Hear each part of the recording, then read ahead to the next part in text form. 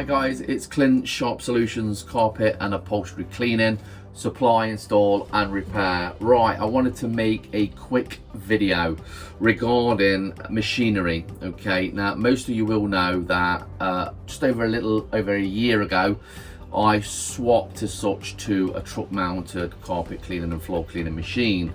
The reason being is it was always on my mind. Obviously you hear so much of other technicians and businesses bigging up the truck mount, and it's one of those things where if you can afford it or you think your business needs it, you're going to make the leap. And it was my time last year where a truck mount came up by a guy that I knew a little bit and I trusted. It taught me through what he'd actually done to the machine. It's a HYDRAMASTER SPITFIRE 4.0. That is with an heat exchanger with 3 bars, so it does kick out some serious heat. Now then, he stripped the machine down and he put all new high temperature seals in there, literally gave it a full going over to make sure that everything was working as it should do, and I ended up bagging a bargain really. It came with a couple of little bits and bobs that I was going to do over time. One being the voltage regulator on the side that charges the battery to the TM. I found out from a good person last week the reason for that, because I did buy a voltage regulator that is basically the truck mount version of an alternator that you would get on a car, and it just sits on the side of the engine. In the front of the engine you have inside magnets that go round that create that electricity, let's say, you know, that charge that then powers through the voltage regulator and into the battery, charging the battery. Now, it wasn't the voltage regulator that was at fault with my truck mount. I've been told by a good source that it would be the magnets in the front of the machine end, which I'll show you where that is in a second. Now, it's not too much of a big job. It does mean taking the front of the machine off to replace them, or you can get what's called a split charger, which works off the main battery in the van. And once that's fully charged, it sends a signal to charge the secondary battery, which would be the truck mount battery. It's a much cheaper and simpler option to do, and it is something that I think, you know, I could do myself, because that's where this video really comes in. When I was running portables, I was very much hands-on. If a motor needed changing, I would change it within reason. I know an electrician who's a very, very good friend, and he would always check off my work, which meant that I had pretty much no downtime, because that for me and a lot of other people is the biggest worry about going to something that you don't know a lot about. Let's say if you are mechanically minded, then obviously you've got a heads up straight away. On the other hand, you know, there's many people out there that aren't, and they have to go through downtime with their truck mount, sending it off to a specialist to be fixed. And that was and is still my biggest kind of dread and fear. That's why I try and keep my truck mount in tip-top condition with the levels of oiling and everything that should be done routinely. So as much as I like messing around with bits and bobs myself to know how they work and to be able to put something right if it goes wrong, it's very important, obviously for your insurance purposes and things, that your machine goes to a specialist to be serviced, so it is stamped, so that obviously if anything was to happen, God forbid it, but if it was, it's obviously covered. If you go out and do a service yourself, not being qualified to do so, it will void your insurance. I know this because obviously when I changed from working with a full-time portable to go into the truck mount, the insurance was totally different, and I asked 1,000,001 questions to make sure that obviously I'd be covered. So I'm going to be taking mine, and it's due right now because I've had it just over a year and it's come up to the hours, the running hours that it requires a service. I'm going to be taking mine to Mick Bullis, who is kind of Doncaster, Sheffield way, just in the middle of those two there. And last week I had my first nightmare where the machine on a job broke down. So I was doing a small lounge, it was the last job of the day, and all of a sudden, just as I was finishing this lounge, the machine just cut out. My first initial thought was, you know, I've probably put moisture through the blower. I probably, you know, the levels in the dump tank are too high, it's got into the filter. So obviously I went out, opened my dump tank lid to see that the level was relatively low. So then alarm bells started ringing and I thought, well, what's happened here? Has a fuse gone? So I checked the main fuse. You know, I'm going through all kinds of things that you can do yourself. I checked the main fuse, looked around at the machine to kind of make sure no wiring was obviously disconnected as such. A few good friends in the industry I do want to give a shout out for helping me along the way. Eddie, who is a good friend and another business kind of guy doing the same sort of things, has been a diamond. Also Jeremy Robinson has been a person that I've gone to on numerous occasions because he's had the smaller version of this machine. Now professional people in the industry that helped me out no end with checks was Martin Cox. He helped me out with a list of things to go through and check before obviously knowing that it was going to be a professional that needed to have a look at the machine. I went through those checks, eliminated each one, ticked them off, not the problem. I then contacted Mick Bullis, and he's basically got a company called CCM Tech. Like I say, it's situated kind of between Sheffield and Doncaster, for those who don't know, in the Midlands area, because I'm from Derby, and it's very important that I get someone that is, you know, as close as possible for when it comes to servicing and things like that. So I contacted Mick, and Mick, he basically asked me of the symptoms and he diagnosed it almost straight away without even seeing the machine.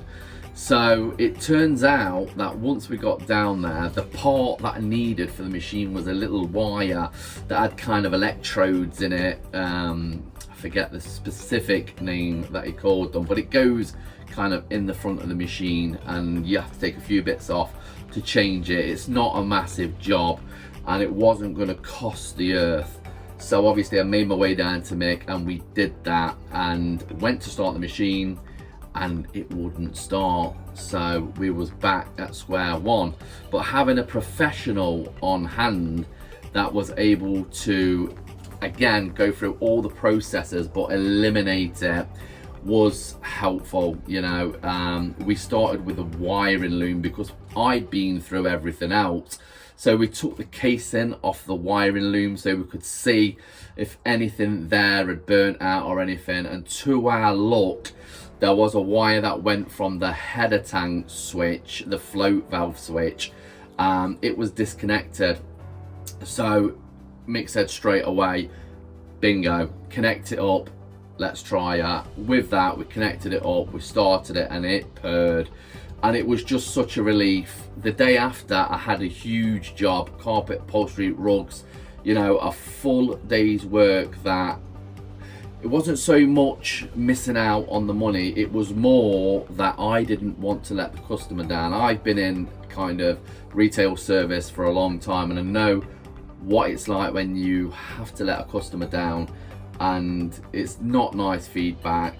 It can be harmful to your business depending on how obviously you approach it, and I just really didn't want to let anyone down. So, you know, it was a godsend that we was able to get the machine up and running, and it just brings everything back into perspective on the machine and the importance of keeping everything tip top. Now every morning when I start the machine, just before starting it, I give it a routine check. So I make sure there's no obvious oil leaks or fuel leaks or anything that kind of looks out of place.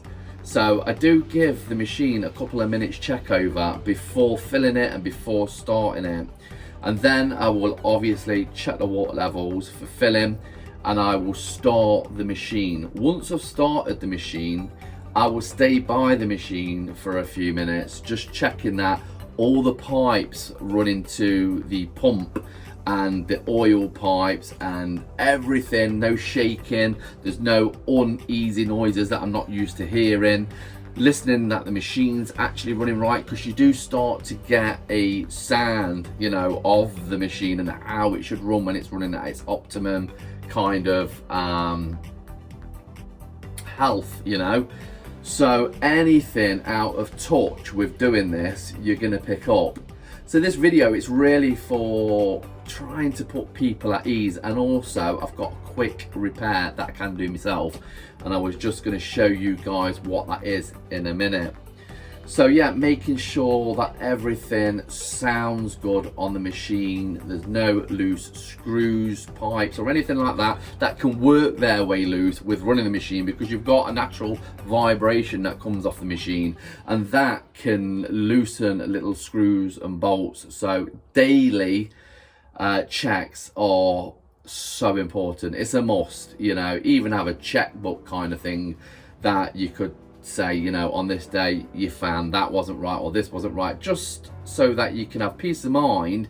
And when you come to pass the machine on down the line, it would be nice for that next owner to have that book. Now my machine, it is years old. These Spitfires are the most simplest machines to work, but they're also very, very reliable if they're treated correctly. And with Rich, who I got it off, doing such a good job on kind of the rebuild and making sure everything was right, I wanted to keep it as good as that. Now, like I say, there was always going to be a couple of bits that I needed to do on the machine, and number one is the regulator, the voltage rectifier regulator, should I say. That is replaced now, but until I replace those magnets in the front, that is not going to charge the battery. So I'm going to get, like I say, the split charger put in, which is very simple to do, and it will keep that battery charged. And in a way, it's just another thing to have when I do get the front, because I will be getting the front done. But it's nice to have that as a backup anyway, you know, because then obviously the van has got two sources of charging. You've got the voltage regulator charging the battery. Obviously, if you need to swap it over, you can just pop the wires back on and have it charged by the split charger. Now, the split charger, it works out at around, I looked at the prices, it's about £60. So, you know, very, very little, and quite simple to do. I've got a guy that's an electrician, he'll be with me and we'll pop it in, and I might make a video on that as well. But today's video is about the other thing that I wanted to do. So I'm just gonna flip the camera around and show you what it is that we'll be doing today, just to make this machine better aesthetically, you know, by the look and obviously by the working of it as well. Okay guys, right, so the first thing that I did on this machine, out of the two things that I wanted to do, was change the voltage regulator for a new one. Now, it only cost me £20 and took me about 20 minutes to change, and it's just that thing with the wires going to it just here. So I don't know if the camera can catch that correctly, but it's on 2 bolts. It's very simple to change. Like I say, it took me about 20 minutes and it cost me about £20. So it was a nice, simple repair that I could do myself. And that's what I like about being able to do things myself, is that I understand the workings, and then number two, if I can fix it myself, because it's not all about, for me personally, going out there and making money. It's about understanding all aspects and parts of my business, and it's about being in control as well. I guess sometimes we can't always be, like going to a professional when it's needed. So the thing that I'm going to be doing today is the freshwater tank lid. Now, as you can see, it's got an hole in it. Now, that obviously was screwed down, but when you was at full level, I used to put kind of a drum on the top because it would come out the sides. It was kind of sealed with an aqua seal around here, so it didn't kind of spill out all everywhere, so it could get to here kind of thing. And then when I started the machine, I was obviously sucking that up, so it wasn't a great thing really. And as you can see, the water has actually pulled off a little bit of the paint with the moisture being there. So the reason, again, making the video is to try and help people with certain bits and bobs, because believe it or not, these lids are extremely hard to find if you don't know where to look. Now, with the outer plate of it, from kind of here to the end here is bang on 8 inches, because the inside circumference is less. It's about 6.5 inches. So you have to make sure, obviously, you get your sizing right by getting your tape measure and literally measuring it. So it was pop riveted on, and I just used a drill, a small drill with a fine drill bit to drill through the pop rivets to then be able to take up the lid. So I haven't filmed that part because, well, it was pretty simple. So as you can see, what we're going to do is pop a new lid onto here. Now, the one that I went for, it was actually from a Boat Supplies. I'll try and find the link out and drop it below, so anyone that's after these can go to there and get it. They do 6-inch ones, so that's a total circumference of 6 inch, and they do 8 inch. This is the 8 inch, so it's literally, it's going to sit in there. I'm going to retreat the inside of here by touching it up with the colour, the spray, the paint that I got with the machine, because obviously, like I say, it did go through a new paint job. So I will be doing that first of all, and then I'll be drilling the holes, piloting the holes, because we can't go in the old ones because the holes are in different positions. So we will need to drill a pilot hole for new ones. I'm not going to use the same form again with the pop rivets. I'm going to use self-tapping, non-rusting screws, so there'll be alloy, because I think personally it's probably going to be better and easier to remove if you need to, you know, because it's much easier to simply, you know, either a bolt or a screw to be taken out. As long as it's a non-rusting screw or bolt, it will be better all round. So that's the road I'm going to go down with it. This cost me about 25 quid delivered, which is phenomenal. You know, what a great price. And like I say, they are quite hard to find.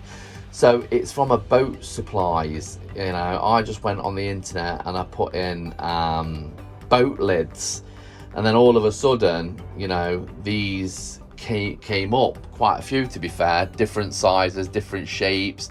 You know, when I say different shapes, as in the lid, quite different. Some had hatches on that lift up, but I wanted something as close to what it should be, well, what it was, should I say. So literally, this just screws off, and then you'll see the underneath, which I'll show you now. Here we go. So again, it's 8 inch. The beauty about this is it comes with this inside kind of bagging that obviously if you use your nugget, it's going to be fantastic for what I need it for, and that is to stop water from splashing out. Even though it's closed, I get the feeling from the guys before that even though when it's screwed tight, I get the feeling that you might get water come out, you know. So I just thought that's a fantastic idea anyway. Right then guys, so it has been prepped. The inside has been resprayed and dried, and then a clear coat of stone protector. The gasket's there, you can see just through that, you can see the red. So what I've done is pre-made the holes through the gasket. The gasket is on there. So all I need to do now is grab the drill driver and put the self tappers through there, and I'm quite happy. And the great thing about these bags that they come on with is it does detach from the inside, so you can take it out if you want to.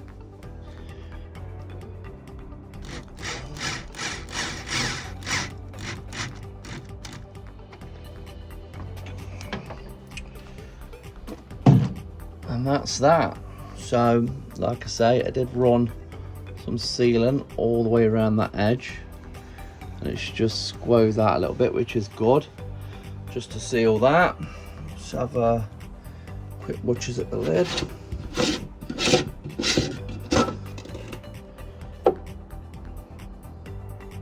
Lovely jubbly, very happy. Close up the lid, let's have a look.